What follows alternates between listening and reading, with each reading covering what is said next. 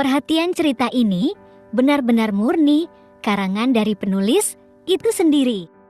Jadi apabila ada kesamaan antara nama tokoh karakter ataupun latar itu hanya faktor ketidaksengajaan.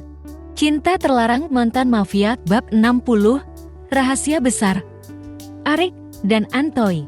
Malam semakin larut, tepat pukul 3 dini hari, mereka sampai di mansion Ludovic, berjalan dengan penuh waspada mengendap-endap, layaknya seorang malin. Pelankan nafasmu, jangan sampai mamah dengar kita baru pulang. Tegur Anton yang berjalan di belakang Erik.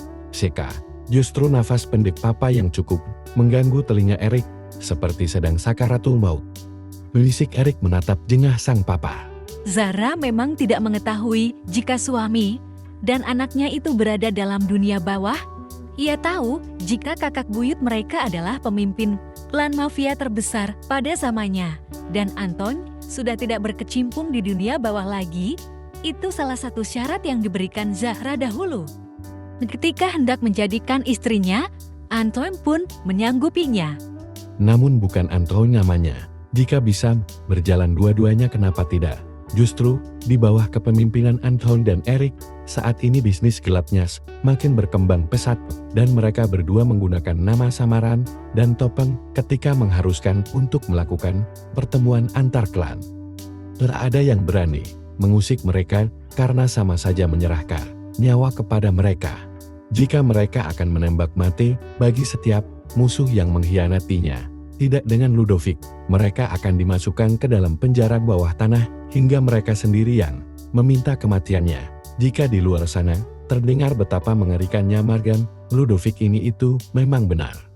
Dan bukan kabar burung semata.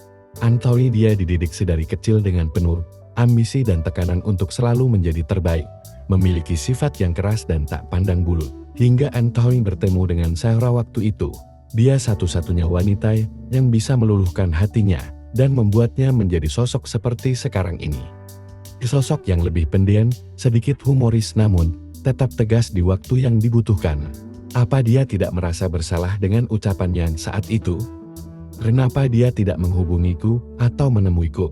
Gerutu kesal menatap ponselnya yang tidak ada tanda-tanda kehidupan.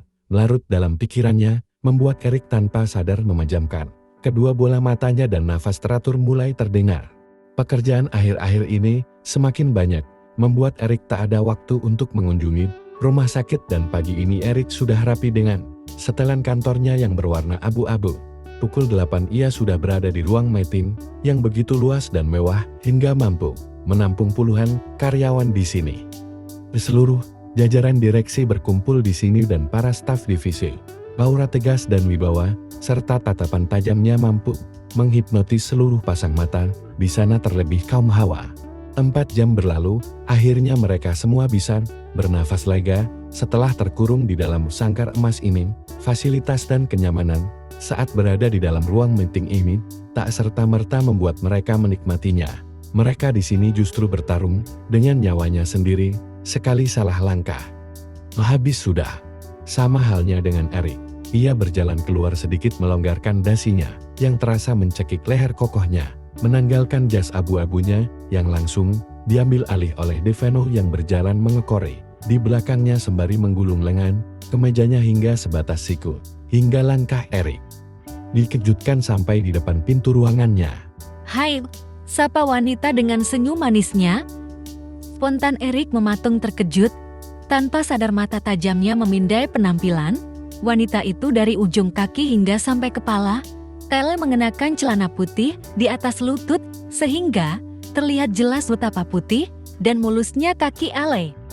Lalu atasannya, ia mengenakan kaos ketat crop top, warna hitam, dan sepatu sneaker putih menambah kasual dan seksi penampilan Ale ini.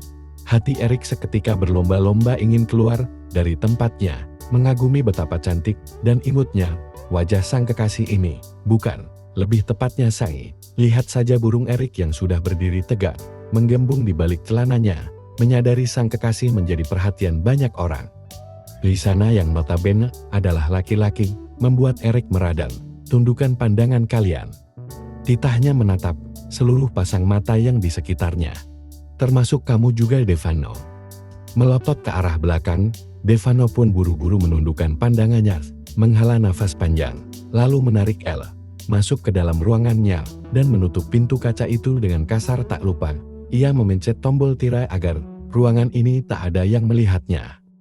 "Tuan Devano, kita sampai kapan menundukkan pandangan?" Bibisik salah satu seorang staf yang berada tak jauh darinya. "Angkat kepala kalian dan kerjakan pekerjaan kalian. Jangan ada yang menginjakan kaki di lantai ini," titahnya dengan penuh wibawa, lalu dirinya pergi melangkah menuju ruangnya sendiri.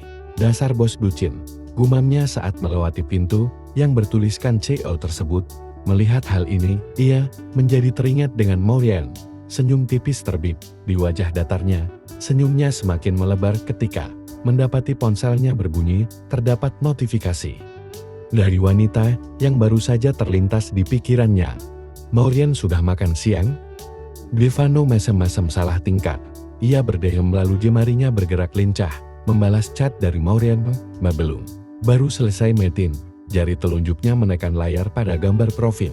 Di aplikasi hijau itu, muncullah foto Maureen sedang duduk di batu besar dengan pemandangan langit senja di pantai. "Cantik," ucap lirih Devano. Masa gue yang harus ngajak makan siang bareng sih? Nggak ada basa-basinya banget. Maureen menggerutu di seberang sana ketika membaca jawaban dari Devano. Dengan perasaan kesal, Maureen membalas chat itu. "Oh." Lalu ia menekan tombol kirim. "Bodoh ah, masa gue yang ngajak dimakan duluan?" kata Elle lemas gengsi nomor 1. Maureen memasukkan ponselnya ke saku jas putih itu. Sementara di dalam ruangan CEO perusahaan Eric, keduanya hening cukup lama. Rasa canggung menyelimuti keduanya, termasuk Ale yang merasa bersalah di sini.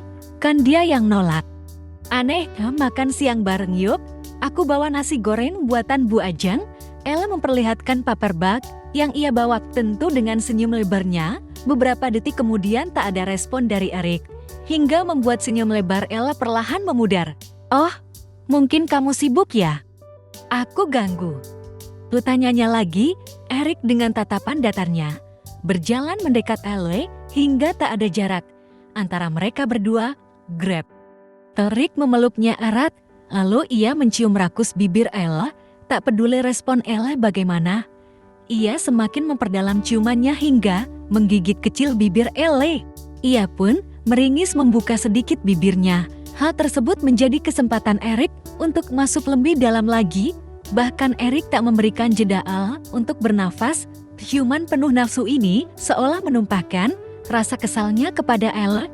Lama-kelamaan Elle pun melenguh memejamkan kedua bola matanya dan menikmati ciuman itu.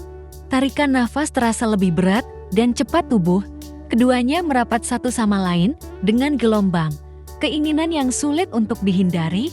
Gerakan bibir dan lidah terlibat dengan penuh semangat, diiringi dengan Elle mencengkram punggung Eric dengan erat. Setiap detik ciuman itu terasa membara dan penuh hasrat, membuat jantung keduanya berdebar lebih cepat. "Maaf untuk semuanya." Elle mengusap bekas saliva di bibir tebal Eric. "No sweetie, aku yang salah di sini. Seharusnya aku bersikap lebih dewasa lagi dengan keputusan kamu. Aku akan berjuang semampuku hingga kita mengucap janji di hadapan Sang Pencipta untuk sehidup semati." Tanpa sadar bening kristal itu membasahi kedua pipi Elle. Untuk pertama kalinya selain ayah, ia merasa dicintai sedalam ini oleh Eric.